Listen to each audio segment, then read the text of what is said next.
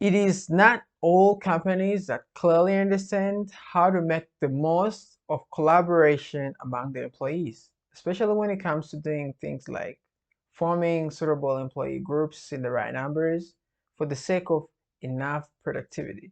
But the thing is, better productivity is achieved when coworkers are placed in groups of less than 150 people. Here, employees will find socializing, team working, and other associated activities such as innovating, collaborating, and sharing knowledge much easier to achieve.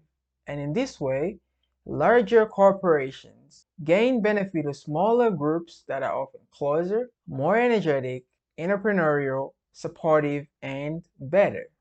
Believe me, you don't really want to miss this video, and this is the reason why.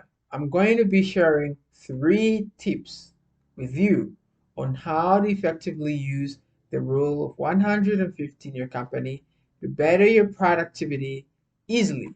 And a bonus tip at the end of the video on what you need to do to make sure you're well prepared to put this rule into practice. In groups larger than 150 people, complicated hierarchies, regulations, and formal measures will be necessary to make things work. Because, according to the anthropological research that was carried out, there is a limit to the bonds people can make, and this is reached at around 150. When it comes to business, people are struggling with a bunch of questions like, how can I start a business? How do I even become successful? How about staying on top? There are plenty of great business ideas out there with which you can succeed and maintain that success. Let's share all about these ideas right here, right now. Hello everybody, Hyung here. So, the rule of 150 is the business idea of today. Okay, now, so there is this firm known as Gore Associates. It is a privately held multi-million-dollar high-tech firm based in Delaware. It is known to have achieved sustained profitability and growth for over 35 years due to its adherence to this rule of 150. A firm like Gore Associates that operates 15 plants within a 12-mile radius in Delaware and Maryland would have to carry the burden of having to use complicated hierarchies, regulations, and formal measures to successfully run its operations. But due to the rule of 150, it was able to reap the benefit of collective management, such as communication, initiative, and flexibility. And this has enabled it, as a big business with thousands of employees, to retain the attitude of a small entrepreneurial startup. So now, let's get into the tips on how to effectively use the rule of 150 in your company to better your productivity.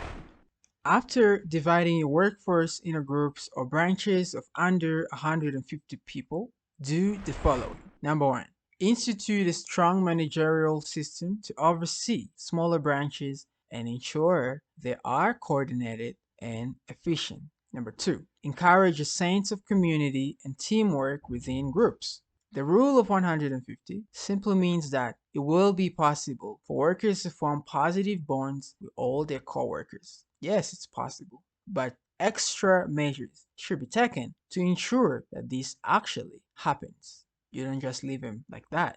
For example, the Gore Associates made sure of this by forming a close-knit or simply a close group of employees who understand each other and work well together. You should make sure of this too. Tip number 3. Develop a sense of team across groups of 150 people that are formed, meaning finding ways for people to communicate and collaborate across the whole business rather than developing a series of competitive, separate groupings.